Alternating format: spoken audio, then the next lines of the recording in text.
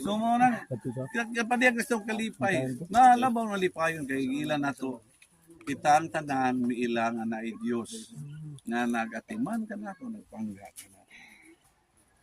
Ako man sa inyo atiman namin ng simbahan na panggaan ni. Kay ang simbahan sa komunidad panalangin lagi panalangin at katawhan. Dako nga panalangin ang simbahan sa katawhan. Pananglitan ha. Ingon ang Ginoo. Walay makasulod sa gingarian sa langit gawas kon siya matao pag-usab sa tubig o sa espiritu. But pasabot way mahilangit. Kinigina kung dili sa matao sa tubig sa espiritu.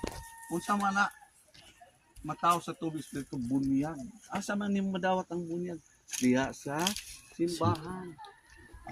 Ingon si Kristo kung walay kung dili makita si Kristo diya sa atong makinabuhi, dili ta makasulod sa gingarian sa Dios.